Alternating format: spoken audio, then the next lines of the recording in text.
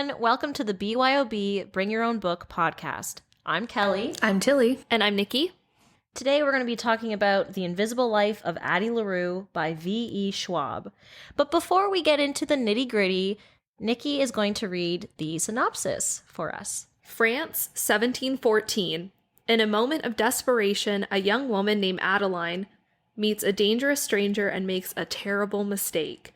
As she realizes the limitations of her Faustian bargain, being able to live forever without being able to be remembered by anyone she sees, Addie chooses to flee her small village as everything she once held dear is torn away. But there are still dreams to be had and a life to live, and she is determined to find excitement and satisfaction in the wide, beckoning world, even if she will be doomed to be alone forever. Or not quite alone, as every year on her birthday, the alluring Luke comes to visit, checking to see if she is ready to give up her soul. Their darkly thrilling game stretches through the ages, seeing Addie witness history and fight to regain herself as she crosses oceans and tries on various lives. But it will be 300 years before she stumbles into a hidden bookstore and discovers someone who can remember her name, and suddenly everything changes again. That is so interesting because that is not at all the same blurb that I first read about it. And it's very different on what it chooses to center on in the story. Yes. Yeah, because I think I only read the one off of Goodreads. Me too. It was much shorter. Mm-hmm. And it was just about no one remembers her until someone does or something like that. Yeah, it didn't go into the whole like alluring dark stranger. No. And I didn't know that that was going to be a part of it at all. Anyway, we'll get into it. Oh, we will. So, but of course, because this is the BYOB podcast, we need to talk about what we're drinking today. So, Tilly, why don't you give us a little, I don't know, I was going to say palate cleanse, but that's not right. Don't want you to tell us about this drink. I would love to, Kelly. So tonight we're drinking some classic sparkling wine. I believe it is called Henkell Trocken, limited edition. It's a very beautiful bottle. It's Christmas. Oh, I shouldn't say that maybe. We recorded it around Christmas time. It's a seasonally wrapped bottle, and it has lots of beautiful bubbles in our little champagne flutes. So we picked this one because the titular character of Addie LaRue often drinks champagne, and we thought we should as well. Yeah, so we're drinking sparkling wine because champagne costs more, and I find the cheaper booze tastes better. Can I get an amen up in here? Hear, hear. So, our first taste. Should we cheers? Cheers, ladies.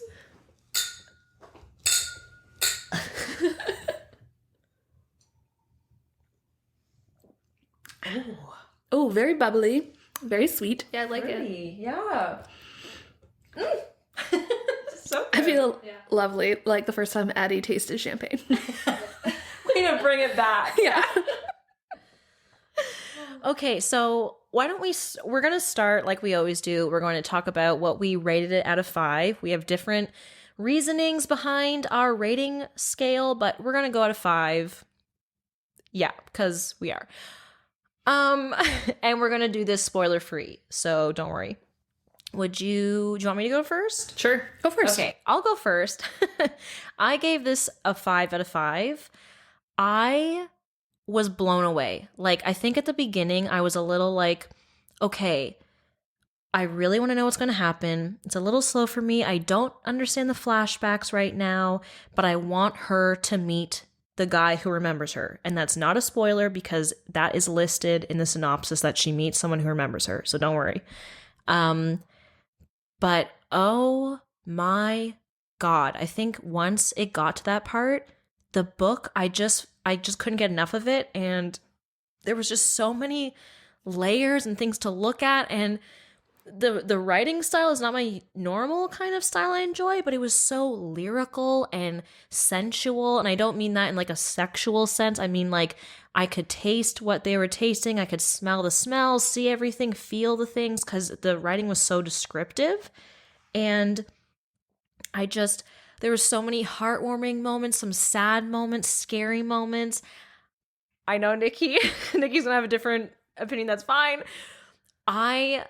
I really loved this book. And at the end, I had so many emotions that I felt like I was on the verge of crying, but I couldn't cry. I just felt like an emptiness, but also so happy and like hopeful. it's so hard for me to talk about this without giving spoilers because I'm like, oh my gosh. But anyways, I gave it 5 out of 5. It did not start as a 5 out of 5, but overall my experience, the experience I had with this book made me give it a 5 out of 5. So, Tilly, Nikki, You can go. Yeah, I felt very similarly to Kelly. I ended up giving it a 4 out of 5 because I kind of had the opposite experience where I was really interested in the beginning and then it really lost me in the middle. And we can talk about that more. I found it did kind of pick up for me near the end, and I really love the concept. And I think it's really clear that I read somewhere that V.E. Schwab took 10 years to write it. And I think it's really clear because there's so many layers. It's really complex in the timeline and in kind of the way everything works. So I can really appreciate the work and the care and the heart that went into it. For me, it wasn't quite a 5-star book because, and again, it was different for me because I listened to an audiobook version, which is not something I typically do, but I had to finish some Christmas crafts with my hands. So seasonal crafts. And so I thought that listening to an audiobook would be a great way to do both those things at the same time. So it's possible that affected kind of my appreciation of the book. But I did really, really enjoy it overall. I love V.E. Schwab. I love her other series, A Darker Shade of Magic, those books. So it was quite different from that. But I still really enjoyed it overall. Quick note on that. Tilly enjoyed this book, I guess I should say, through an audiobook. I read it as an ebook, and Nikki read it as the physical hardcover. So yeah, that's just our different experiences that we had with the book. Nikki? Before I get into my rating, actually, I was listening to an interview that V.E. Schwab did with Neil Gaiman, and she talked about how, so she had the concept 10 years before. She didn't start writing it until like 2 or 3 years ago. Oh, okay. But she was like saying that she felt that when she first got the idea, she's like, I'm not a good enough writer yet to tell this story. Oh, interesting. Wow. So she kind of held on to it, and every few years kind of came back to it to develop the backstory more. And then she got to a point where she was like, well, now or never, just gonna put it down on paper. So I thought that was really cool. Oh my gosh. I also heard, that I think she wants this book to be kind of what she's remembered by, but I think a lot of people are going to remember her earlier stuff because they've already read it. This was my first experience with her. So, or them, I don't know their pronouns, but this author.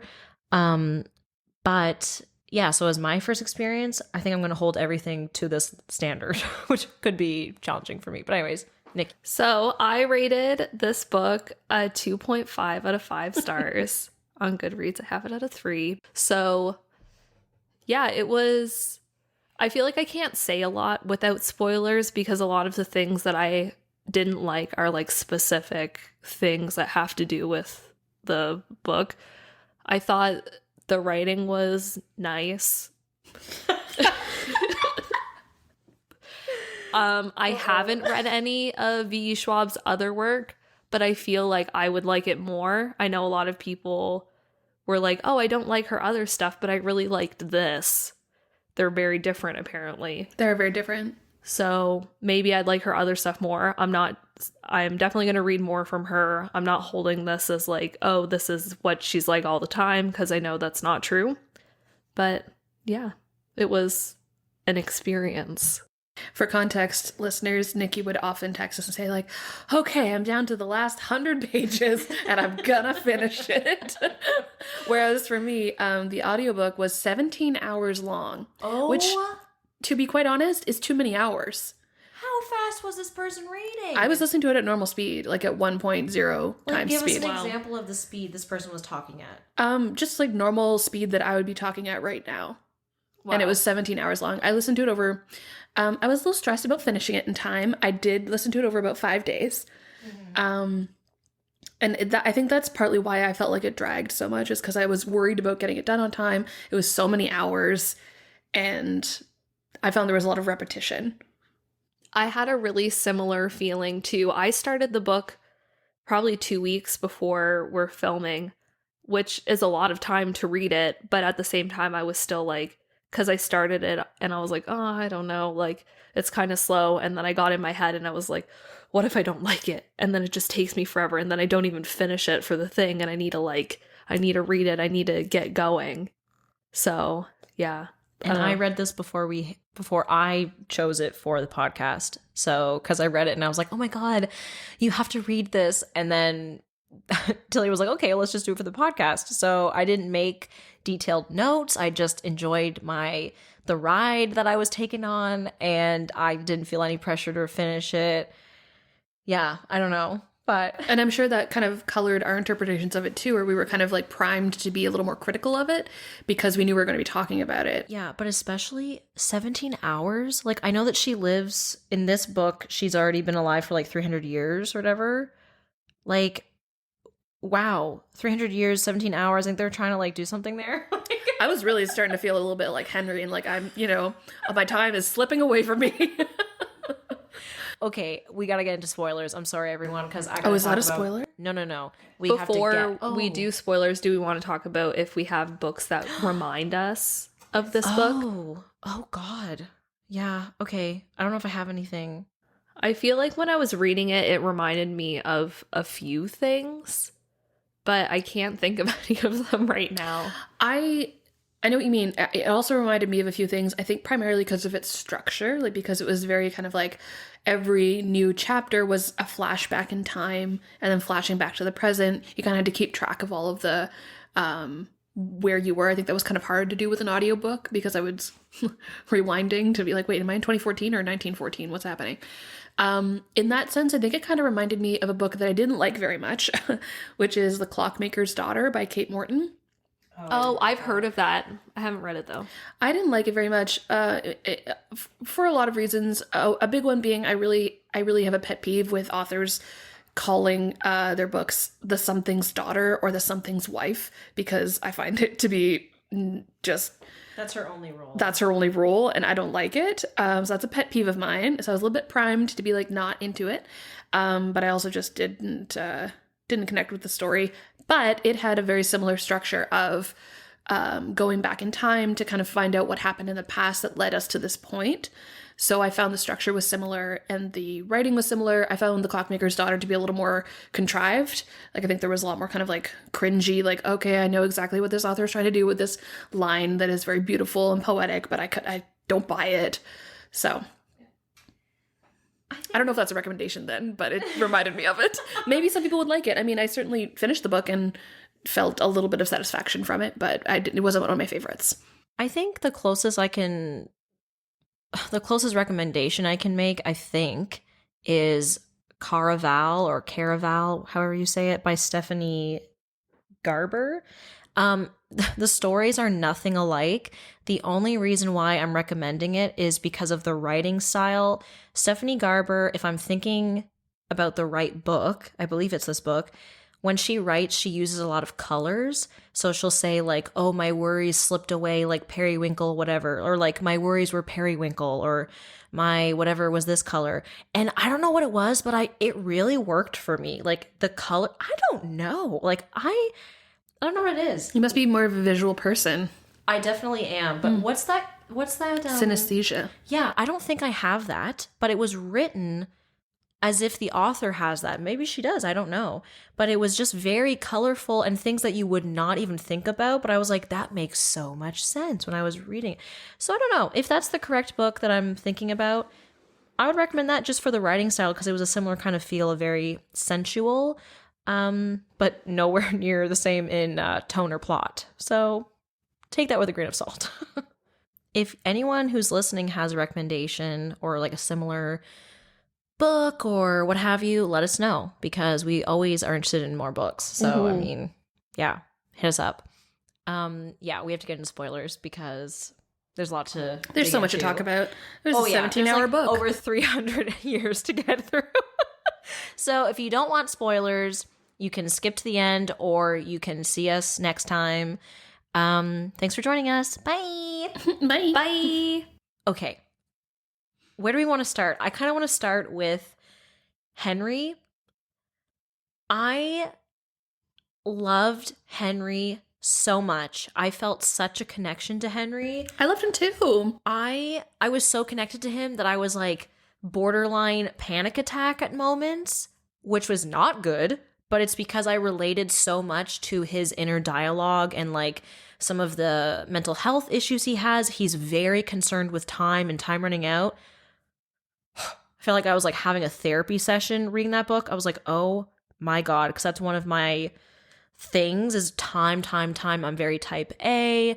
I have anxiety. I'm pretty sure I have OCD. Like, it's just something I deal with. And reading him, I was just like, I just wanted to give him a hug, and I needed to know how he was going to do at the end. And I was so happy at the end. Like, at first I was like, do I like this ending? I don't know. And then I was like, no, you know what? I do like it, because it means that her story's not over. He's going on. He's living his life. There's more adventures to be had. She's hopefully going to get some revenge. Like, I loved Henry. I really did. Here's my thought. I liked Henry a lot too. I felt bad for him because I don't think she ever really loved him. I think she just wanted someone to see her, and he just wanted someone to feel like he was enough. And I think there are multiple lines where she said it wasn't love, but it was enough for right now. So I don't think he ever got what he wanted. And all of that got me thinking, I almost would have understood the structure of the book more if he wasn't there at all. Yeah, I know, controversial hot take. I would have understood the book better if it was just about Addie and Luke, because I felt like it was too many stories altogether. I loved the stuff between Addie and Luke. I didn't like it, but only part of the book that I really liked was the scenes between the two of them. I think the book should have I think it should have been 2 books, is what I'm saying. I think it should have been Addie and Luke, and then maybe a sequel about Addie and Henry. Because I think the stories intersect, but I think it was too much for one book where I didn't feel quite satisfied with either of it, because I was interested in Henry, but it felt like the stuff with Addie and Luke it's on a different kind of ballpark, and the stuff with Addie and Henry was different too. I don't know. It was an idea I had that I don't think it really worked for me in that way, because it felt like trying to deal with too many things at once. I'm so thrown by you saying that you don't think they ever loved each other, or that, because I'm just like, I think he loved her. I don't think she loved him. But I don't know if he even really loved her, though. Do you think he was just in love with the idea of someone actually seeing him and liking him? And that was something I didn't like, because I felt like, oh, it's just too easy that they both are kind of like fall together, because they both kind of like fit into their curses intertwine in that way where they can both be something for each other. I thought it was a really unhealthy model for a relationship, where like you meet this person and they fulfill this need that you have, and that's why you're together. I found for me with Henry, because at the beginning I wasn't really getting like the mental health part. I was just like, wow, this guy's a fucking psycho. Like, I marked some passages where he freaks out, and I'm like, are you kidding me? Like, sociopath much. But like, while I understand like mental health and stuff, I just feel like she didn't do a good enough job showing the pain he was feeling to warrant those outbursts. I was just like, I don't care. I literally didn't care at all about his problems. I was like, get yourself some help and just stop being a bitch. That's how I felt. I think it's because I didn't feel like that, but I can understand why, because I don't think we got enough of his backstory. No. And I think that's why it should have been a separate book all about Henry. Yeah. See, that's so interesting, because I felt so intertwined with him. And I'm like, what? Like, I gotta go back to this they were not in love with each other thing, because isn't love fulfilling someone else? You know, like, yeah, like, if you want to go back and think about, oh, soulmates, like we're 2 halves of a whole, you know, like, I don't believe, like, in the book they were saying, like, he was saying to her, you're only here because, you know, my curse is that everyone loves me, or I'm enough for everyone, whatever. And so that's why you love me, and that's why I remember you, because it fulfills your thing, whatever. I don't believe that. I don't believe that because she did not, her eyes are not clouded over with the curse, you know? I really do think they had a connection because they were both going through pain and feeling alone, you know? So maybe it wasn't a forever love for her, but I do think that she loved him. And I do think, yeah, I do think they were in love. Yeah, But- and that's totally a valid reading of it. Yeah. I think I was just feeling a little cynical about it all because I don't like the notion of them just kind of like falling into it. And the first time they met, she was stealing something from him. And he didn't like her at all. And the only reason he liked her was because he didn't see the shimmer in her eyes. He was like, oh, she sees me, but she didn't really. It's just that she wasn't under the circumstance of his curse. And she says, enough that he's like, he's nice and soft. And if it wasn't love, if it wasn't passion and fire, it was warmth. And maybe that was enough for her. And it just kind of, and because I was listening to it in audiobook format, those lines kept sticking out to me. And, like, maybe, I'll never tell him that that he wasn't actually enough for me. And I just felt bad. I felt like he was under this spell, not really. But I felt like he was convinced that she loved him and that he only liked her because he thought she was something that she wasn't. I don't know. I'm not articulating it very well. This is I marked the paragraph where she kind of explains why they're working or whatever. And I just I read it 5 times and I was like, that is just bullshit. Okay, let's hear. Addie softens, takes his hand. Of course it does. Your deal and mine, they nest like Russian dolls together in a shell. I look at you and I see exactly what I want. It's just that what I want has nothing to do with looks or charm or success. It would sound awful in another life, but what I want most, what I need, has nothing to do with you at all. What I want, what I've always truly wanted, is for someone to remember me. That's why you can say my name. That's why you can go away and come back and still know who I am. And that's why I can look at you and see you as you are. And it is enough. It will always be enough. So the particulars of his curse are that, from what I understand, are that he will be whatever the other person wants to see. Yeah, he'll be enough. And he'll, I think the exact wording was something about, I didn't mark it, it's an audiobook, but the exact wording was they will see in you whatever they want to see. Yeah, whatever they need. Whatever they need. A son or a friend. Yes, or and it just so happens that a lot of the people that he meets see what they want is not who he actually is. And so that's why he had all these people hitting on him or thinking that he looked so much like their long lost brother or whatever. And it was because their needs were shallow and her need was not shallow, but it was selfish. Mm-hmm. But I think their souls connected. You know what I mean? Because yeah, it is selfish, but he's also selfish. And together they complement each other. They give each other what they need, which in the end, that's really what we want. We want our partner to give us what we need. We want to be that for the other person, So I don't know. I really, and maybe it wasn't a forever love because it isn't in the book. They go their own ways. But I do believe it was an important love and that they did actually love each other because of the connection they had with this loneliness and pain and what have you, That's what I feel. Yeah. And that's totally fair. And the more you talk about it, the more I'm like, no, I get it. It makes sense to me. Yeah. I think it just didn't work for me. Well, and who was his friend again? Was it Bea or Bea? B? They called her B in the audiobook. Oh, okay. Her name's Beatrice, so it could be either. Because I've met a Bea and a B, so spelled the same way. So I'm like, I loved her. I thought she was great. Yeah, but I'm wondering because she always saw him for him. No, she saw him as a really good friend. And there was a sad part about it because I'd wondered that too. I remember because I just listened to it yesterday. Yeah, when he does talk about the shimmer. He talks about the shimmer only once, isn't it? Isn't it? She only had the shimmer once. That's no, what I thought. I think she has it the whole time. It's just she sees him as a really good friend, and he thinks to himself, "I'm not a good friend." Yes, and so she sees me as the best version of myself. It's still good. It's still like better than the people who want to use him. Like, she's like, oh, you'll always be there for me, and he's like, but I'm not always there for her, and like, yeah, I do remember that I liked part. her. Yeah, I kind of wondered, because we're just talking about the whole love thing and the whole love thing, whatever.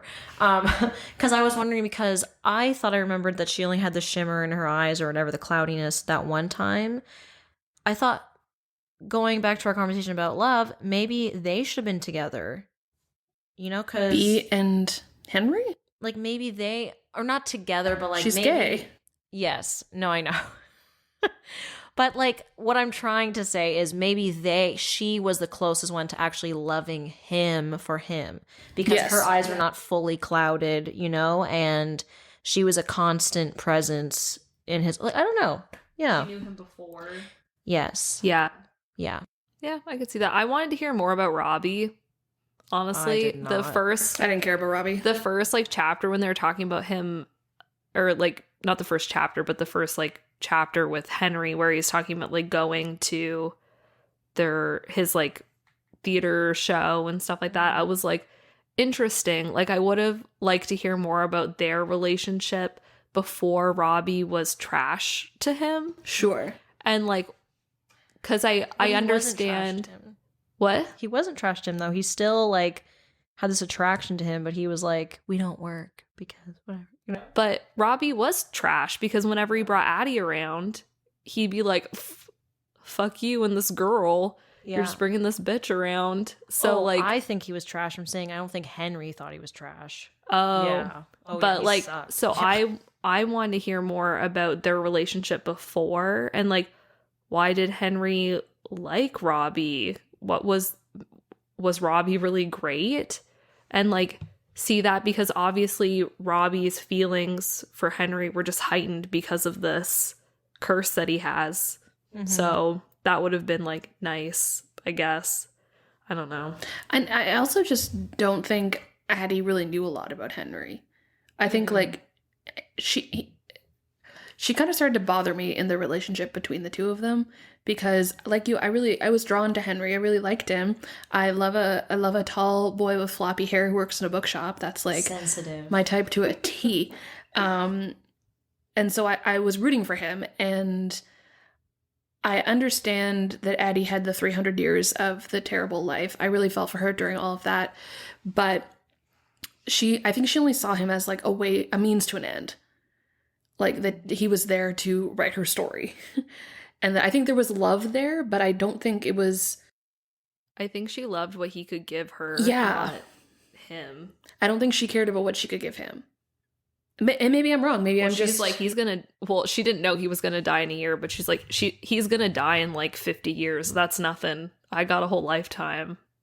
Like, why? Yeah. Like, for her, really, other than him remembering her, that like nothing's gonna happen anyway. She's gonna stay 23 forever. He's gonna get old and die. And I think it's fair that she felt like that in a way, because she's been desensitized by all these broken hearts that she's had over the years. When he's mad at her about stealing and stuff, I'm like, okay, you live 300 years and have to do that. And yeah, that was pretty unfair. Yeah. I was like, are you fucking kidding? That's the stuff where I was like, Henry needs to chill the fuck out and get out of my life. Because I was like, so done. But don't you think too, all of those outbursts are just reactions to him knowing that he has so little time left, that he's trying to be like the best person he can be, and that he's failing. Yeah, the whole thing was he doesn't feel enough, so it's like, you know, very cut and dry, good and bad, and you're doing a bad thing by stealing. And she's like, yeah, but I need this because I can't get a job because no one remembers me. How am I going to live my life and buy things like food? And he doesn't ask that until later. No. He doesn't realize, I think, all the implications of her curse the way she does. Well, he's like, everything affects somebody else, and it's like, yes, that's true, but what's she supposed to do, like emaciate herself and live forever in this kind of like shrunken corpse of a person? Like, she can't.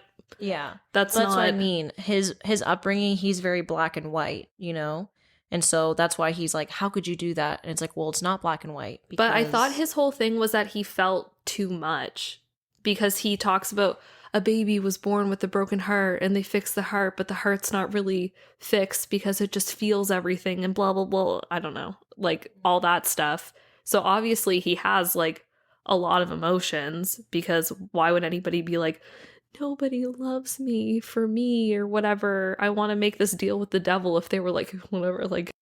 Well, I think it's pretty intensely coded that he has depression. Yeah. And the whole, like, the little pink umbrellas to kind of, like, fight away the storms. I didn't really appreciate how poetic it all was. I wish he had been more outright about the mental health struggles. I felt like it was like just to the point where it was like glazing over it. Yeah. And I was like, oh, really? Yeah. Because I just felt like, could you just be real about this moment? Because that's what I found, like, when we found out what his curse was, and I was like, oh, that all makes a lot of sense, but I still don't really care, because I feel like we just spent all of this time talking really poetically and not getting down to like the real truth of anything. It was all in metaphors rather than in real life. Okay, but wait, when he's standing on the roof about to jump and all that, I didn't think that was flowery. Like, I was gonna have a panic attack. I didn't feel like anything was glossed over. I understood from day one. I was like, oh no, you know, like this, oh, this is so interesting to hear from both of you, because just so many, like, the different reactions we had to it, because I was so like, oh, like I remember I recommended this book to my sister and I said, be careful, it gets very intense with mental health at a couple parts, because I felt like it was like spot on, like in his head. So oh my god, yeah, that's so interesting. And I mean, maybe some of it was that he couldn't be outright about it in his own head. Maybe that's just how he always thought of it. Yeah. And that was his way of coping with his depressive episodes, was to kind of think of them as storms and that they will pass and that there's ways to deal with it. And I think all of that is completely valid. I just don't think it worked for me. Yeah. I will say, on a lighter note, that if I had to read one more time about her fucking freckles, I was gonna rip the book apart. If I had to read one more time about, like, a shadow crossed his face, that came up so much. Also, the emerald eyes and black curls. Yeah, like, too much. Get a grip. Okay. So not only do I think that it should have just been about Addie and Luke in this one story, because I think it added too many other complications with Henry, I also think the Addie and Luke stuff, about half of it could have been cut out. There were way too many flashbacks of, like, we're in this one town in this time and she's waiting for him and he doesn't show up. Every anniversary. And I think, and at that point I was like, what are we adding to the story here with this like 7-page little vignette about he doesn't show up, or he does and then they fight? Like, it doesn't, I got the picture really quickly. And so I didn't need to have all these extra things. I also guessed the truth about Henry immediately, that he had also made a deal with the devil. So yeah, I knew that. That was very predictable to me. It was because I knew it from, like, somebody who was reviewing it before. I just could see that's what was happening. I was like, they're never gonna end up together because she's gonna live forever. So I knew right away that you kind of know that it's, like, not fated to be. I knew that he was supposed to die in a year because that clock thing. I was like, oh, that's smart. I didn't figure that out. I was like, that time, because I remember the watch was mentioned at some point and then mentioned again, and the hand had moved, but it wasn't working, the watch. So I was like, oh, that's his lifeline. Oh my god. Well, I knew as soon she, like, looked at he had the watch on the dresser and it was flipped over and it said, like, the back had an engraving on it, and I was like, oh, it's this curse thing. Yeah, I just thought it was his curse thing. I didn't realize that it was, like, actually tracking his life. Because I was like, that was, like, another thing. I feel like she talks about the ring in the very first chapter, and then you find out way later in the book why she has the ring. But I feel like there was nothing that I was, like, surprised about finding out. Everything was like, here's this really obvious thing that you're gonna find out about later. There was nothing, like, where I read it later and I was like, oh my god, I totally missed that. Like in the Raven Boys, when Noah's like, I've been dead for 7 years, and everybody just, like, ignored that until he was dead, and everybody was like, what? Of course. There was nothing like that in this book. It was all just very, like, cut and dry. Like, oh, this is obviously going to be important because she mentions it, like, 70 times. Like, yeah, I think there was a lot of repetition, and I think some of it worked, and I think some of it didn't. And I think I think we are being kind of hard on the book because there were a lot of things that I think it's such a good concept for a book that I wanted it to be more than it was for me. I think some of the repetition maybe was to show just how long Addie was alive. Sure, you know what I mean? totally. It's like, same song and dance. But I don't want to live for 300 years. You know what I'm talking about? Yeah. But also, what about, okay, because you've been saying a few times, like, I think the first book should have just been Addie and Luke, and then there should have been a second book. So, or conversely, sorry, you didn't finish your sentence. Yeah, I didn't finish my idea. I'm so sorry. It's okay.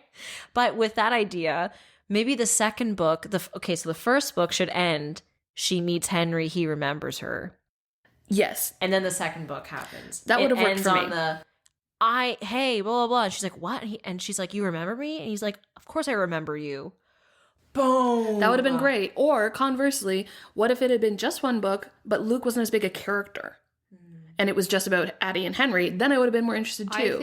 I just didn't like the love triangle, I guess. I didn't see it as a love triangle. I think she did. Yeah. Who? Addie. Yeah. I was like, V.E. Schwab or Addie? No, Addie. Yeah. Really? Well, that was like the thing. I was like, I got to the end and I was like, I know Luke is the bad guy. Yeah. But I honestly kind of feel bad for Luke right now. And I just don't care. Oh, I didn't feel bad for him. I was like I was empowered by the ending. He was like an abusive boyfriend. Yeah, he was like a Stockholm syndrome incarnate. Yeah, that's how much I didn't like this book. Oh. The more we talk, the more I'm like, I need to lower my rating. I found the stuff about Luke to be so much more interesting and dynamic than any of the stuff that was talked about with Henry. I felt like it got so much deeper into like her actually, like, because Addie actually thinks about what Luke is thinking, and she doesn't think about Henry at all. She's just like always with him.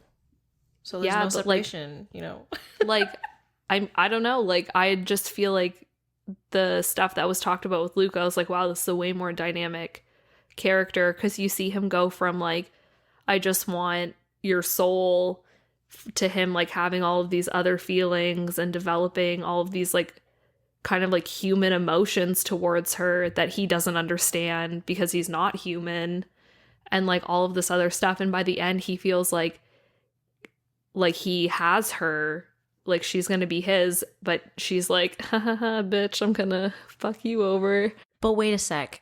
Did he actually feel those things for her, or was he trying to get her soul? I think he was trying to get her soul until the end, when she makes the trade for Henry's life. I still don't believe that he actually cares about her. I don't know. It's definitely up for interpretation. Yeah. I think she's just his pet, a toy to play with. Yeah, that's totally possible too. That's how I read it. I was like, wow, this guy is dark. I mean, I didn't read it. Like, I kind of read it like he started to like her, because I feel like there was a conversation kind of towards the end where they're like, he's like, I don't want your soul anymore. Like, I want you to be with me forever or whatever. And she makes the deal like, I'll be with you until you don't want me anymore, which is fine and dandy, whatever. Like, but he could just like, he's like the devil. He could do really whatever he wanted.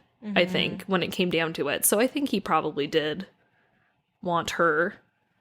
You see that, like, he stalks her forever. Like, he has so many other people he could have been doing that to. So. And I think there's a kinship between the two of them, because they've been in this game together for 300 years. And I think she infuriates him, and she's more like him than she is like humans near the end. Yeah. And so I think there is kind of that sense of like, she's more my equal than she is my Corey.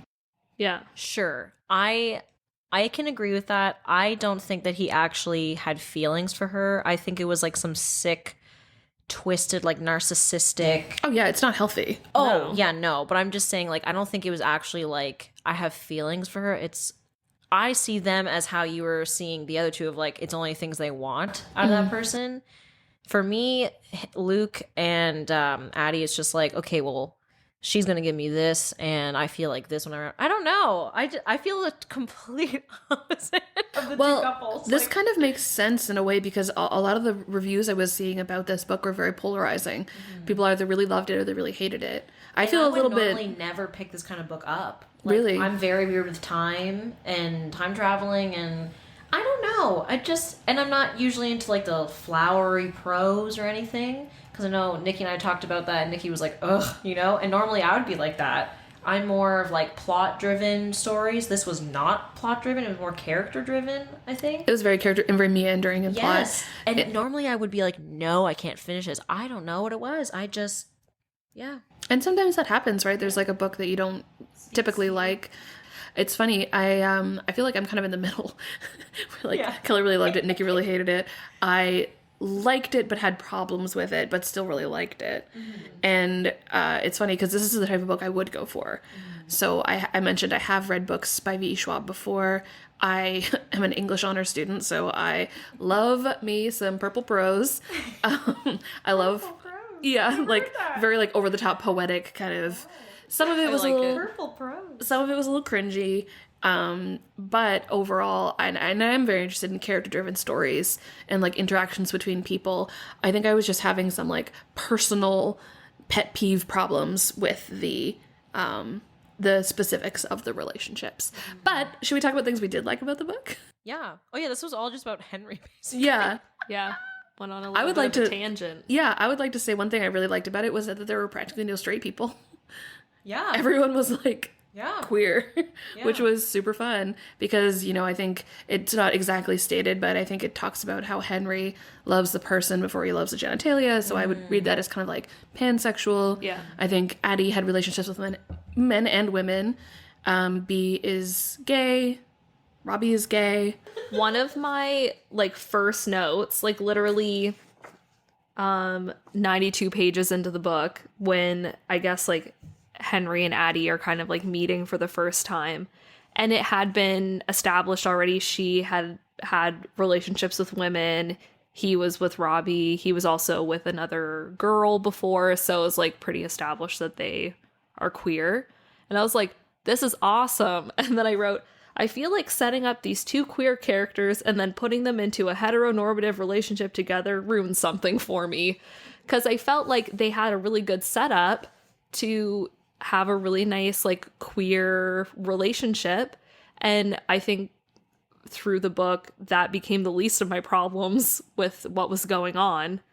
But I do still feel that way a little bit. Like I wish that Addie would have maybe had a relationship with a female identifying person or somebody like that wasn't just like a white dude.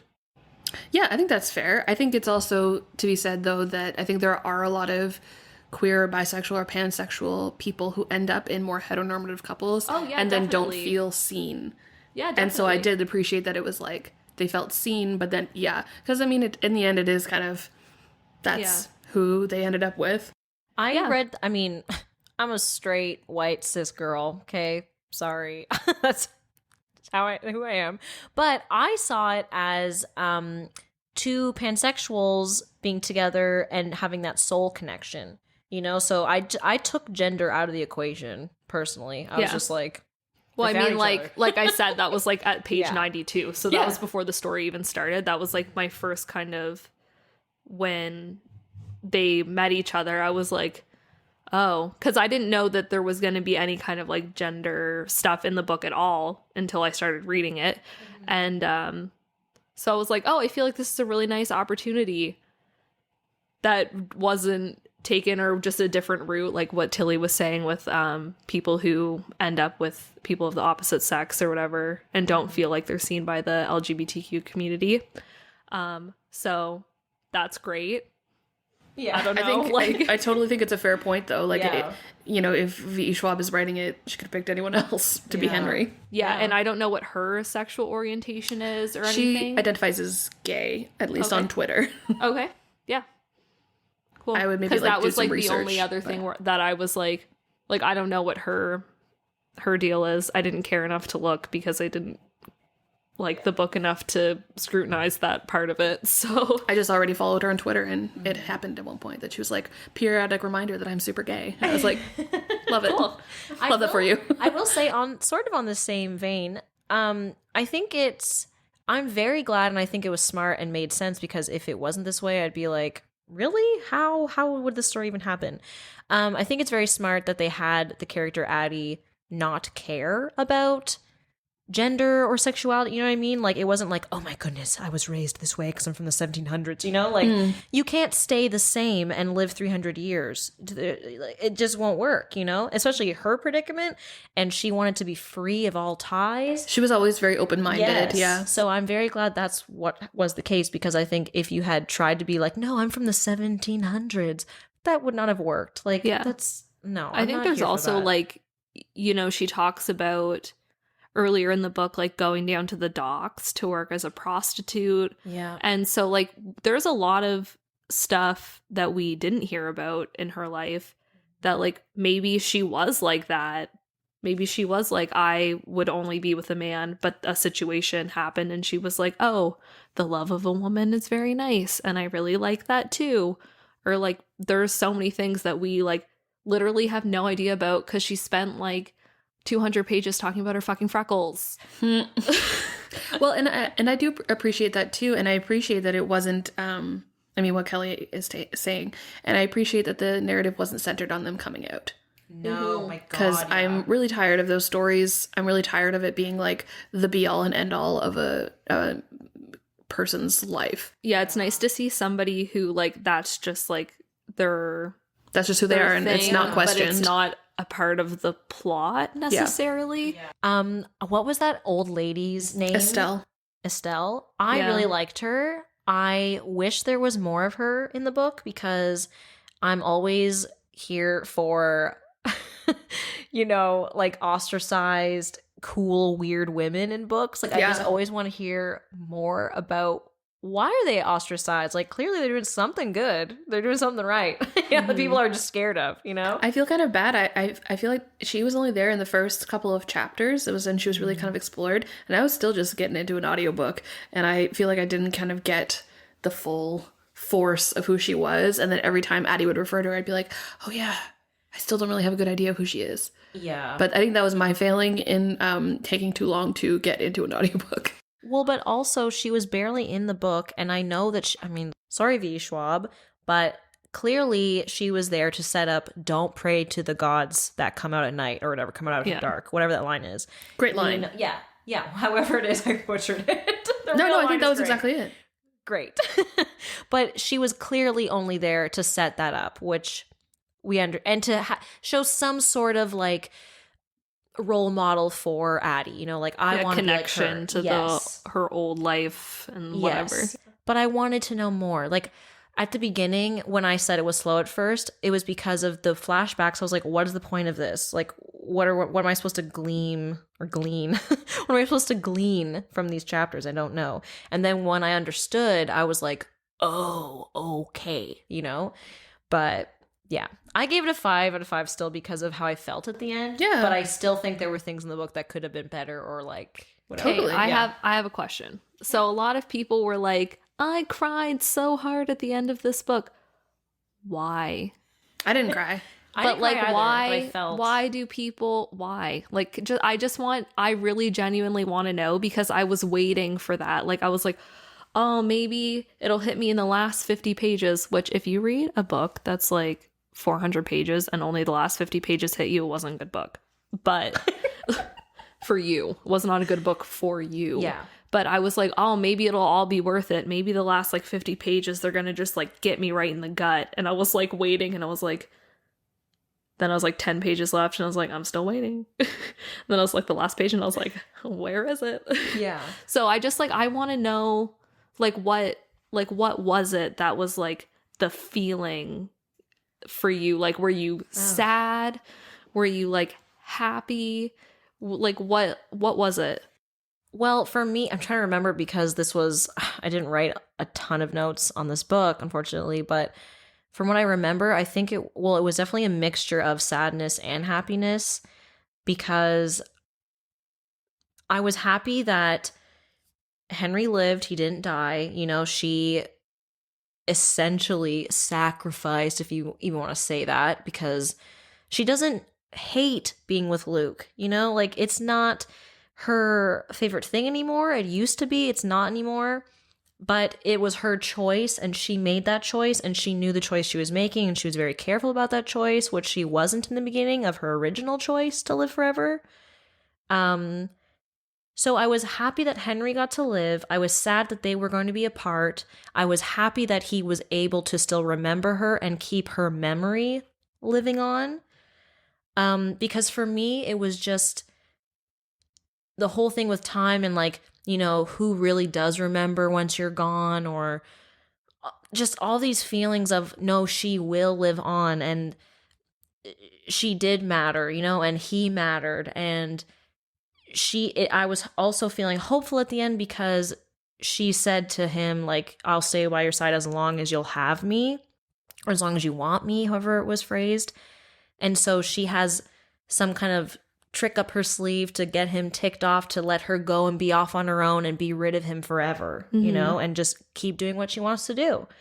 So I don't know. It's so hard to explain. I just felt so, and also because I got a sense that Henry, you know, we're never fully cured of our mental health, diagnoses, you know, and that's fine, because I think it's a part of who we are, you know. It's not good nor bad, you know, but I just think he was able to move forward and be actually truly happy in that moment. And I don't know, it's just hard for me to explain because it was so long ago, but I just felt so like I felt like I had gone on an epic and I was done, yeah. and I was like, oh. But I wanted them to be together, but I understood this how it had to go. And it was just like that nice bittersweet, like, she gave up something for him and he's going to continue to live his life. He's going to find someone else. He will be happy. He will be enough. Just, yeah. Okay, cool. Yeah, I genuinely wanted to, like, know what your feeling was at the end, because I didn't have a connection to the book, so I finished it and I was like, okay. I can speak on it a little, because I had a kind of a different experience too, which is, this is something I really liked about the book. I loved the part how every section opened up with a piece of art that was described, the medium was described, and it was, as we went on, obvious that they were all pieces of art that had been made in her image or inspired by her, because she figured out that ideas were harder to erase than memories. And I really loved all the talk about, I'm an arts administrator, so I'm very interested in the role that art and storytelling and all of that has to do with people. And I got, like, really emotional thinking about it all, and thinking about all the great people and the great artists that she got to meet and the people that she influenced. And I was really taken in and really struck by that idea of all the, like, transience of art. And at the end of it, I felt really satisfied when she was looking at the book in the bookstore that Henry had written. And typically when this happens in a book where it's, like, revealed that the book that you're holding is, like, the book that the person had written, I don't like it all the time, but I picked that up really early. Did you? Yeah, I was like, this is definitely Henry writing this book. It's the freckles. That's clever of you to realize. I didn't realize it. And so when it happened, and I just got that feeling for Addie of, like, finally I've been memorialized in art, which is what she always loved. That was what her thing was at the beginning, right? Was the drawing and the artistry, and she couldn't do it. And then it's there and someone did it. And it's good for Henry too, because he figured out that's what he wanted to do. So I was feeling very, like, emotional about art by the end of it. And also that reminds me, because you worded it so much better than I did. Oh, thanks. I don't think you did. I think the biggest thing for me was that the whole book is really about how we touch other people's lives, you know? And so she is forgotten all the time, but she really isn't, because she has still touched people's lives with her ideas and the artwork and the songs that she helps to write, all these things. And so it's just like, it's scary to me, and also just like mind-boggling to think like, how do we touch people's lives? Because I think we all at one point or another feel like we're not seen or that we don't matter. And at the end, it's like, oh my God, this person who she thought was just going to go off and, oh, I'm going to get emotional. Oh, it's okay. Sorry. She's just going to go off living in the void for like forever and have no one. And Oh. I'm sorry, everybody. It's about touching people's lives, okay? Yeah, and it's about the way like art touches people, and that's Yeah. kind of what brings everyone together. And so. we're in a pandemic right now, and the arts are very important. So it's, you know, that was a huge highlight too of like, it does touch people's lives in so many mediums, you know? It's, yeah. There were definitely things that could have been improved upon or whatever, but I just, for me, I don't usually finish a book feeling all these conflicting feelings of like, I feel so exhausted, but also so full, you know? Like, Yeah. So, yeah. I have a couple questions. If you guys were going to pick one curse, would you want to be cursed with Addie's curse or cursed with Henry's That was one of the curse? questions I wrote down too. Or I guess I kind of worded it as which do you think is worse, but your idea is wilder. I'm going to get it out of the way and say that they're both terrible. Yeah. They're both pretty Who shitty. wants to be alive forever alone? But That's I wouldn't want to be like Henry and know that nothing's real. I think I would pick Addie's. I think I would too. Could I be Luke? Ideal situation, Luke. No. You get whatever you want, whenever you want. I have the power. I love that he was just like, I don't start wars. Like he was like extremely like, that's not for me. Yeah. That's the voice that the audiobook narrator did for him, is like, oh, Adeline, don't do this. And it was like, I was weird. picturing a way hotter voice. Yeah, it wasn't a hot voice. That'll make or break a book if Yeah. the voice is not hot for those parts. Not in general. The voice for Adeline was great. Okay, is it Adeline, Adeline? I taught a girl named Adeline. If it was French, I would say it would be Adeline. Yeah. But the audiobook I said narrator said Adeline Adeline. because I'm not French. And that's just how I thought I should say it. So Sorry, which curse? I mean, I guess I would pick Addie's and then hope to find you two, so we won't be alone. Yeah, I mean, like, we don't want either of them, but if it was, No. like, down to the two of them, I think I'd rather people forget me than that I couldn't know if someone was being real with me. Because that's a very big deal to me. It's very important that I know where I stand, whether the person is telling the truth or not. follow-up question. If you had Addie's curse, would you rather find somebody that like remembers you that would be your like lover or a friend? A friend. Yeah, me too. Yeah, Can't they be both? they can. Yeah, but it's different when it like there are things that I would talk about. Like I could talk about anything with you guys as my friends, but I wouldn't just talk about anything with the person I'm in a relationship with because that would probably hurt their feelings. And you can just you can find anybody to That was something I kept satisfy thinking about. your needs. I kept thinking, I was like, thank God, like, for Addie that Henry is, like, young and hot. Like, what if he was, like, a loser? Like, it didn't work for me because I was like, it's too much of a coincidence. Yeah. That he's just like, fate. it wasn't fate. Luke orchestrated it. But I Yeah. don't know if he's telling the truth or not. That's I the think thing. he I is. could never Yeah, he understand- followed her around forever. He made it pretty clear that he was around when she didn't know. But did he put her in New York? Because I know he would put her in different places at different times, you know? Because she ended up going to New York on her own accord, I think, and she just happened upon him in that book shop. I think Luke had more influence over her than she knew about. Yeah. And I think it was pretty naive of her to be in this relationship with Henry and think that he didn't know. But Yeah, here's same. a question. If it is fate, then it would have been Luke anyway, because he's a god. Yeah. And the fates were gods. So So you're questioning if yourself? de facto, no, I'm saying I'm right. Oh. It was fate. I don't know. We'll have to play back the tape and figure out what I just said. So I just kept thinking of that though. I was like, what if Henry was gross and a serial killer? You know? Yeah, because she was really quick to just be like, okay, I'll just be with this dude. Yeah. Well, 'Cause him I'm like, too, right? yeah. He's like, what Yeah. do you see in me? And she's like, well, I see this and this. And he was like, Oh my God. Yeah, it's it. It's happening. Yeah. I think it just didn't work for me because it was so freaking fast. Yeah. I'm not really a fast 'Cause, mover like, romantically, but Also, at the end, she decides she's going to go with Luke, but she has a plan. Do you think, based on what we know about Addie, she's actually going to follow through with that plan? yeah. yeah. I I think think- it's going to, oh, sorry. No, you go.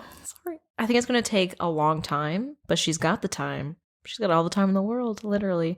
I think she will. I think she will too. I think through sheer determination, which is something she has in spades for being able to live this long and not surrender to him like he wanted her to do all the time. I think the only thing that would have kept her going is that she was like determined to win and determined not to like give up her freedom because that's all she ever wanted in the first place. Yeah. And so I think her trick up her sleeve is probably like she's going to make him hate her.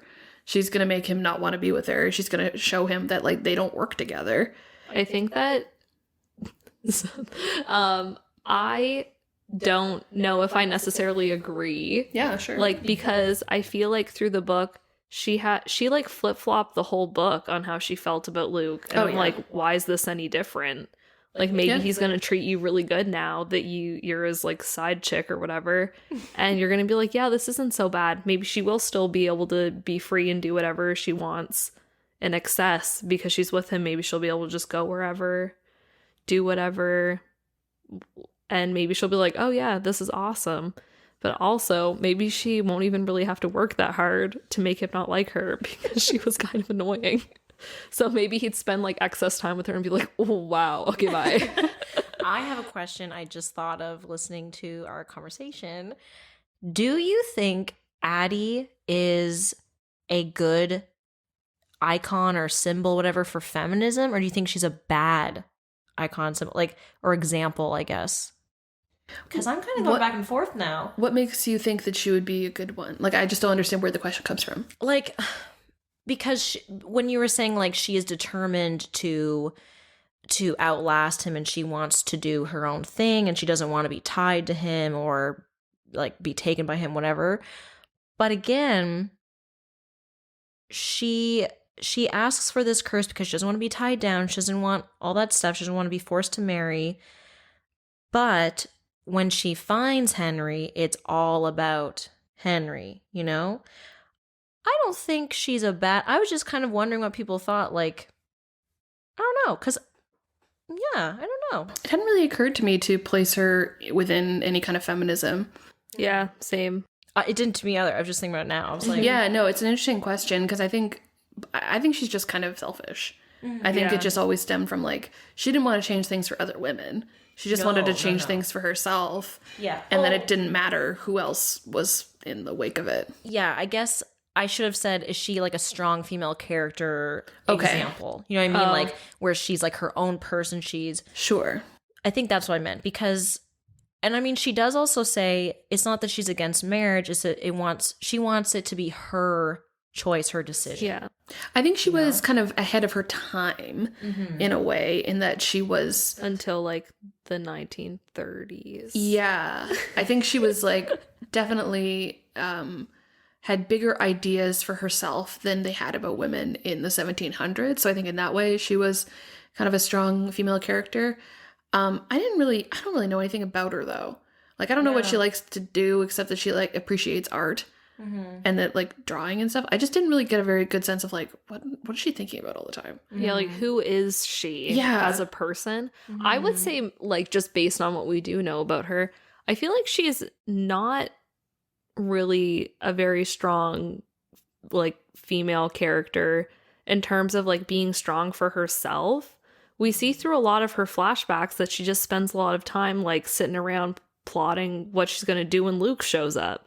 Yeah, She's and, like- and even before she's like- that, just she's spending like, all this time I'm drawing this gonna- character. Yeah, I'm going to sit here and like put this dress on so that when Luke shows up, he can see that I'm doing okay. Oh, he didn't show up. And he's like, yeah, I didn't show up because you're sitting there desperate, like waiting for me, like whatever. Yeah. So I feel like that was a lot of the flashbacks was just their like games that she was playing and he was playing better. So I don't know. Yeah, and a lot of it is probably too that she didn't really have a chance to live like a real life where she could have had more complex interests and relationships. relationships. That's a huge. Now we can see it's a huge part of someone's life. Totally. Yeah, but I do think too, I just didn't have a good sense of like how she thought about things. Because she was always ever talking about like, for the first time, this happened. Yeah. And then I got to see the sky, and then a shadow darkened his face. And I don't have an answer either, like for or against. I was just kind of curious. yeah, no, it's I an just thought interesting about it question. now. I was like, I wonder. Yeah. I don't know. So there was a lot of stuff online about whether this is a YA novel or an adult novel, and how a lot of the time, like I know this author in particular writes adult novels and YA novels, and in her adult stuff she uses V.E. Schwab, and in her young adult it's Victoria Schwab. She differentiates them that way.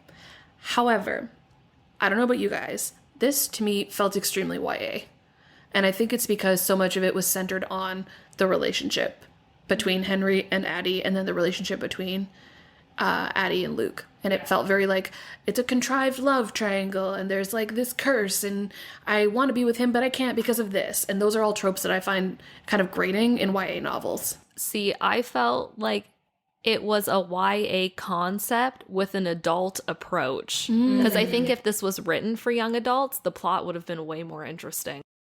I think it wouldn't have been so structured in the way that it was. Well, I think you're it right. was like the prose that it had was like, I'm writing an adult novel and I'm going to say all of these metaphorical things that adults like to read about. And I was like, okay. But I just feel like I've read books that have like very similar like text or like meanings like from young adult and adult. And the young adult novels just seem to always go this extra mile with like the plot and stuff because they're like proving themselves because they're like, yeah, I'm a young adult novel, but I still got it. And she's like, I'm writing this for adults. I don't need to have anything. Oh, wow. Like strong words. No, but like I don't agree like with I just think that it was a mix. Yeah. Yeah. I think that makes sense. Yeah. I kind of agree with Nikki in the sense that I agree that I think the idea was more YA, but the writing was more adult. Just because, I mean, it was very flowery, you know, like very. So I don't see younger audiences picking this up and being like, yes, you know, like, I don't know, I went, yes. That's the young adults, I guess. I don't know. But I think the tone was more mature, but the concept could be for all. Yeah. I think a lot of the online stuff about it was that it's been kind of incorrectly labeled a YA novel, and that this is a disproportionate problem with particularly female identifying authors, that their stuff is kind of not deemed adult enough, or that it's automatically a YA stuff. So I'm not really saying either way. I think you're both right. I think there's like elements of it, and that's what I was picking up on, was like the concept was, and the love triangle. And I think probably just because I'm an adult now and I'm like, a love triangle sounds exhausting to me and not interesting in my Only personal if life. the triangle is like, we're all in agreement and we're all here to serve me. We're not cutting that out. I definitely just feel like I've read other books with love triangles where the triangle was done better, where there was like more interesting things going on other than like, I have the power. No, I have the power. I just want someone to love me. Like, I think that was a little like contrived towards the end. I was just like, okay, like we get it. We all know what's going on. I did see in her interview that she did with Holly Black where she was talking about how here it's for adults, but depending on where it's being sold in the world, it could be for young adults, depending on how they choose what is for what like audience. Well, yeah, because when it comes down to it, it's all those categories are kind of bullshit. Yeah, exactly. Like when I was a kid, I read whatever I wanted to, and if I didn't like it, it was because I wasn't ready for it. Yeah. Yeah, so like because Holly was saying something to her like, oh, you write under Victoria for your YA and middle grade, and you write under VE for your adult, and Victoria was just like, yeah, but it's really messy because everywhere it's something different. So if you live like in the UK, there's might be some like VE in the YA and some Victoria in the adult or whatever, like all that kind of stuff. So like I didn't even really like think about why this was, why did people think that this was an adult novel here? Yeah, I guess, yeah. When I went to the store to pick up a copy, I went to the YA section and I was like, where is it? And then I had to go into the adult fantasy section and there was a huge display. And I was like, oh, I thought this was YA. Like, yeah.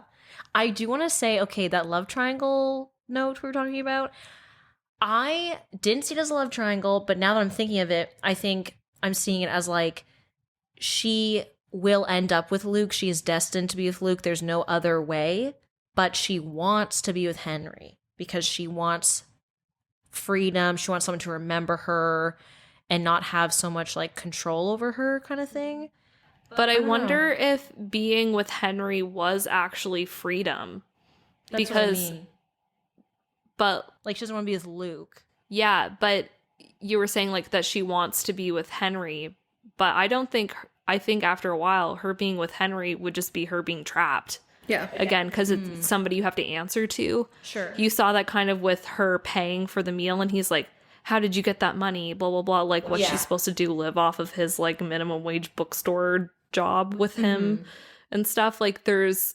Also, there was never anyone in that bookstore. How was it making money? Exactly. Yeah. Only He gave B away or a book. Bia, Yeah. who was, like, treating it like a library. Yeah. So, anyway, I just feel like her and Henry were just doomed for so many reasons. Yeah. And that was just like the cherry on top of like, she's going to leave him eventually anyway, because she's going to be like, Time to wow, move on. I can't do what I want to do. But haven't we been in relationships like that where we know they're not going to last, but we enjoy them while we're there? You know? No. No? Okay. Just a I've thought. never been good at that. I didn't say I was either. Just a thought. But okay, I actually did find a section that I liked. I wouldn't say it's like my favorite quote, but this I connected to. It's Henry. It's in part 4, I believe. Let me just make sure. It's chapter 1 in part 4, The Man Who Stayed Dry in the Rain. So yeah, this is a section that I could relate to, and it struck a chord. Take a drink every time you hear you're not enough, not the right fit, not the right look, not the right focus, not the right drive, not the right time, not the right job, not the right path, not the right future, not the right present, not the right you, not me. There's just something missing from us. What could I have done? Nothing. It's just who you are. I didn't think we were serious. You're just too sweet, soft, sensitive. I just don't see us ending up together. I met someone. I'm sorry. It's not you. Swallow it down. We're not on the same page. We're not in the same place. It's not you. We can't help who we fall in love with and who we don't. You're such a good friend. You're going to make the right girl happy. You deserve better. Let's stay friends. I don't want to lose you. It's not you. I'm sorry. I just thought that was really well written, of like an inner dialogue or inner monologue. Yeah. I don't relate to every single thing he said, but it was the swallow it down especially. It struck a chord in me. Yeah.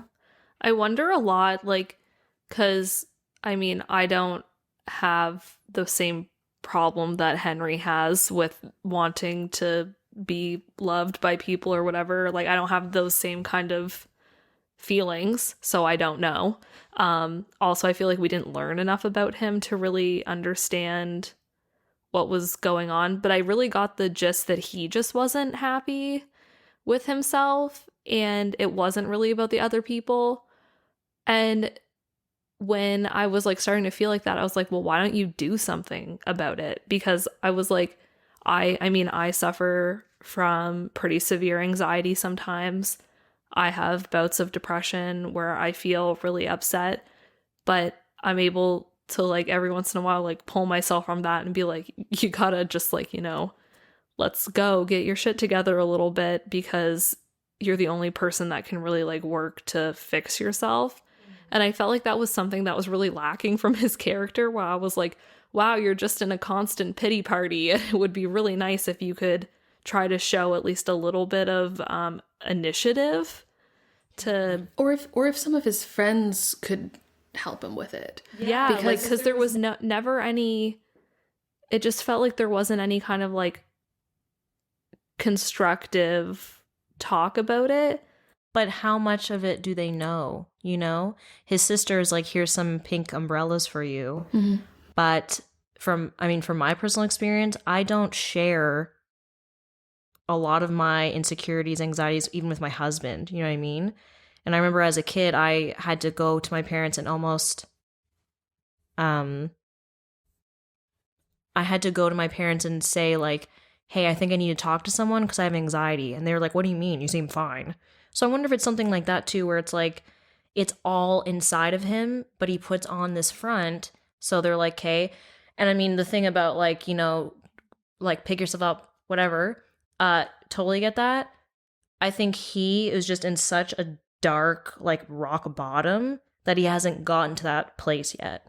I think it would have been nice to like explore that, like how he got to that place. Like I know that his fiance or his girlfriend said she didn't want to marry him, but like I want to know why that was so detrimental, because that would be really shitty. Like I think that would be awful if you think you're going to spend the rest of your life with someone. But I don't think if that happened to me, I'd be up on the rooftop being like, no one's ever going to love me again. I'm going to make a deal with the devil. Mm-hmm. So I just want to know, like, I need more information about what is like really going on, because it's clearly more than my girlfriend doesn't want to marry me. Yeah. Yeah, I think it was definitely a culmination of things. Mm-hmm. What I would have liked to see is, rather than this narrative of he's with Addie and everything's fine, I would have liked to see someone encourage him to talk to someone, encourage him to go to therapy, because I think it's a really harmful stereotype that once you meet the right person, everything's going to be fine. Yeah, I think also true. Because she knows that they're not going to be able to be together forever. So you should be trying to help him, because you're going to leave someday, or he's going to get old and be really sad about how you're still 23 years old and he's going to have even more problems. So like help him help himself a little. But also, remember when we did this podcast for the Raven Boys and I had asked, do you think Noah stays a 17-year-old like mentally, or does he like grow? And we had kind of come to a consensus that no, like they stay like 17 kind of thing. Mm-hmm. She's 23. She hasn't had like any relationship experience. So she's stuck in that state, even though she has seen all these things and whatever. That would explain a lot of the selfishness, a lot of the like, why didn't she tell him to go get help or like encourage him to? Or why she just pines after Luke, even though she's like, I hate him. But then she's like, I just want him to love me so that I can not love him back and stuff. And I'm like, I didn't even think about that, because that's a good point. Yeah, it doesn't make me like her more. But I think it explains some things though. Yeah. But then also I think about what I mean, because I'm 25, and when I was 23, I would not be like this. Well, we're cut from a different cloth, the three of us. But but I just think about like, I don't know, like is that a valid representation of what the general populace of 23-year-old women is? Well, how old is V. Schwab? 33. 33? Yeah. Yeah, I think she got the idea when she was like almost the age Addie is in the book. Okay. Interesting. So I was going to say, like, I know, like, it's hard when watch older people write younger characters and it's like cringy. Yeah. Which I don't think this was cringy for me anyway, but it was just, I wonder it's if just that has an something interesting thing to think about with her character. Interesting. I also think it's, sorry. No. I was just going to say, quick side note, I think it's interesting that we spent a lot of this podcast talking about Henry and not a lot about Addie, and that says a lot. Yeah. Because we don't know her, because she doesn't know who she is. Yeah. Because she's just a walking sights. experience sponge. Yeah. She's just a storyteller to someone who can't remember anything, and then she finally meets someone who can hear all these amazing tales that she has experienced. You know? They mentioned really briefly that she was a spy in World War II, and I was like, where's that story? I know. Yeah. Yeah, I know. And I think like kind of tying into is she a strong female character? I think that's a really strong argument for no. Yeah. Because she's literally just this person that all of these things happen to. Yeah. And she's still like not really anybody. She's not memorable. That sounds so harsh with this whole discussion and theme. She's touched us, but it's not because of her. It's because of Henry. No. Was this really a good book? I still enjoy it. I still think it was a good book. I think the execution fell short for me. Oh, yeah. I was asking that, like, for me, because I rated it, like, 2.5. I was like, was this actually a good book? Because it, like, maybe that's what she was trying to do. Maybe we should ask okay. Schwab. But I'm going to keep my rating the way it is. But yeah. I have a line I wanted to read. Can you pass me your copy? So many different insights, though. Yeah. Which oh my I God, think, we're brilliant. yeah. But I mean, regardless of whether you personally liked the book or not, I think that is a sign of a good writer if you have a lot to talk about. yeah. Totally. Because when in theater school, I had a teacher who said you either love something or hate it, and if you're in between, it wasn't good. Like it wasn't successful. Because you never want to be like, it was fine. That's terrible then. There's nothing to discuss. There's no feelings invoked. Like, Yeah. Well, think about how boring this would be if we were all just like, yes, we love it every time. Yeah. I mean, I was literally talking to a friend earlier, and I was doing like a little voice recording about like what I was going to be doing today. And I was saying I'm going to be reading this book, and here's what it's about. And I think we have a lot to talk about, which is great because it's not interesting to just be like, I liked it. Yeah. Yeah. So Cool. Next time. yeah, exactly. Next time we'll talk about how much we liked this book. Yeah. Okay, Tilly, let's hear your. Okay, so it's one of the pieces that is described at the beginning of every part. So I had mentioned that they were pieces of art that were kind of inspired by Addie, and this is the one that really stuck out for me. And this is the only one that wasn't inspired by Addie. And this is the one that I really kept thinking about. This image I found was really strong, and maybe it's because I really connect to the idea of the artistic piece itself. Yes. Sorry, wanted to say it's in the same section that I read out of, which was Henry's section. Yeah. Again, Henry, not Addie. Yeah. I liked a lot of the pieces about Addie too, but this is the one that I really liked. So it goes like this. Title, Open to Love. Artist, Muriel Strauss, design, and Lance Herringer, manufacture. Date, 2011. Medium, aluminum, steel, and glass sculpture. Location, on loan from the Tisch School of the Arts. Description, originally displayed as an interactive installation in which the aluminum heart, perforated by small holes, hung suspended over a bucket. On a table beside the metal heart, jars of varying shapes and sizes contain different colored liquids, some water, some alcohol, some paint, and participants were encouraged to select one of the glass jars and empty the contents into the heart. The liquid instantly began to leak out, with a speed dependent on the viscosity of the substance poured. And then there's a bit of a description of it, of the background too, but just that image of this like aluminum heart with like liquid slowly leaking out of it dependent on the person and what they poured into it, I thought was really, really powerful and helped me understand Henry and helped me kind of understand myself in a way, because I related to Henry in that he's like extremely sensitive to every emotion all the time, which I am also. But also, when they said at the beginning of that section that there was a boy who was born with a broken heart, I thought they meant literally at first, and I was like, oh my God, he's going to die because of a rare heart defect. And I was like, oh God. But no, it was all mental health, which I understand, and that's fine too. But I was like, oh my God. But there's literally a ticking clock. Literally. But yeah. Nikki, did you have a... Maybe. Here, I'll look. Is it about her freckles? I can read you every time they mention it. I mean, thank God she had 7 perfectly identifiable freckles, because how else would she be tracked through the ages? How would someone remember? That's pretty fucking superficial. Oh boy. I did mark down a few of the times between Henry and Bea. You owe me. I'm granting you free access to the books, almost like a library. Not a library, he shouts back. I did mark a few of those because I was like, that's one of the most entertaining parts of the book. Just him and Bea arguing arbitrarily about her need to take things that don't belong to her, apparently. Very natural. Yeah, I liked their relationship. Yeah. That's great. Okay, well, I think we have chatted your ears off about this book. I don't even know if we all know if we liked it or not at the end of this. I think ultimately it's the kind of book that you have to read yourself and figure out, because I would still recommend it to read just so you can decide where you stand on some of the polarizing issues that we talked about. Yeah. I mean, if you're listening to this part, you probably read it, or else we destroyed the book for you, probably. But yeah. I think it also depends on what's going on in your life too, because I don't Totally. remember what was going on with mine, but apparently it was the right book at the right time. Yeah. So, And that's great. yeah. I actually, funny story, I had gotten this book as a gift from my mom before we read it. And now I'm kind of like, do I want to still give it to her? But I know she'll still want to read it because she likes the idea of it. She likes the author. And I know even if I tell her, oh, I don't know if I would still recommend it because of this, this, and this, I think she'd still be like, I want to read it and decide for myself. Mm-hmm. Yeah. I'm still going to give it to her. Yeah.